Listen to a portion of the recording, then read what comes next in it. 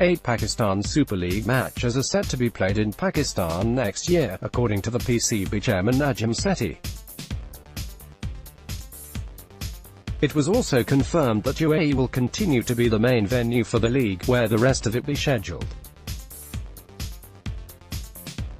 The idea of having the entire tournament in Pakistan, ESPN Cricinfo understands, is deemed logistically not feasible at this stage. Pakistan had concerns as the home season in the UAE runs alongside various other leagues slotted in the UAE, which hurts the PCB's commercial rights. As a result, a clash has been brewing between the PCB and Emirates Cricket Board (ECB), forcing the former to explore other venues. However, the PCB has reached a deal with the ECB and retained the UAE as the venue for the home season. The ECB will avoid overlapping other tournaments with Pakistan's home series, and agreed to keep the PSL free of other cricket in the country. In addition, no cricket will be played in the country for at least 6 weeks before the PSL starts. Pakistan are also due to host New Zealand and Australia later this year. The schedule from the series has been organised in a way it avoids clashing with the Afghanistan T20 League and Emirates T20 League in the season, both of which are scheduled to be held in the UAE. Both the PCB, as well as the 6 PSL franchise owners, met in Lahore on Tuesday to evaluate the potential threats to the league in UAE, with the Afghan T20, the T10 and Emirates T20 League the major reasons for concern. ESPN Cricinfo understands that there is a reluctance to host the PSL in the UAE, but with alternatives in short supply, the PCB has come to a decision. The board has also decided to host 8 games in Pakistan across 3 venues. Lahore and Karachi are confirmed as 2 of them, with a third yet to be decided on.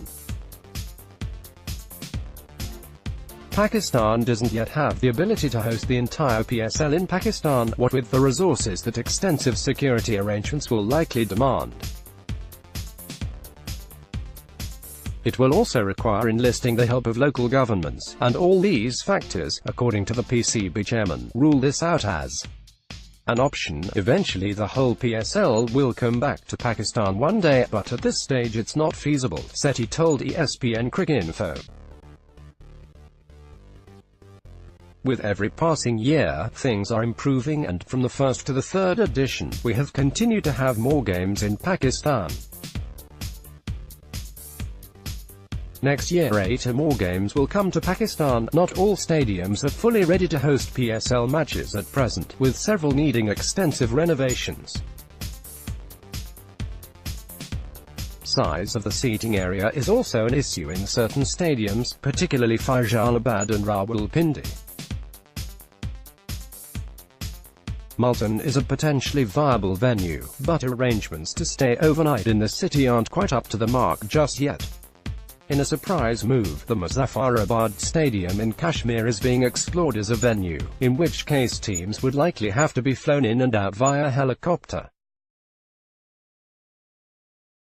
In separate proceedings, the PCB is at loggerheads with the franchises over the Broadcast B Committee, with Multan Sultans understood to have been demanded representation for the franchises on the Broadcast B Committee, which Sethi refused.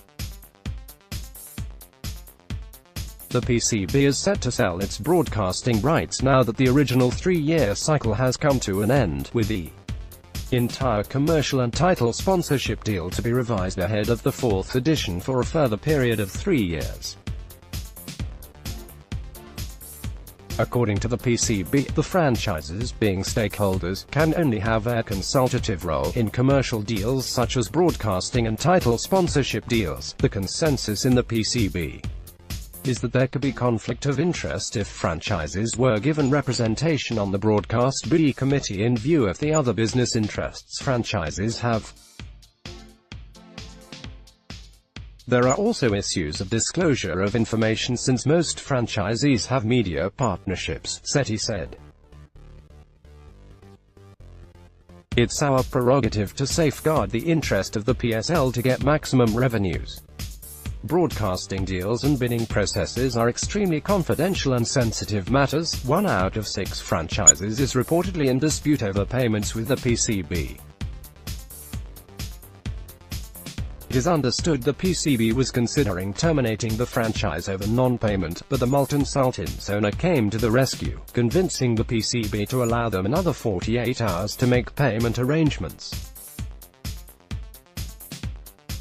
The franchise owner, when approached, confirmed that $600,000 United States dollars was owed, but claimed the PCB hadn't shared revenue fairly, and he believed it was the PCB who owed the franchise money instead. Cricinfo's investigations suggest all other franchises have cleared any outstanding financial obligations they had to the PCB.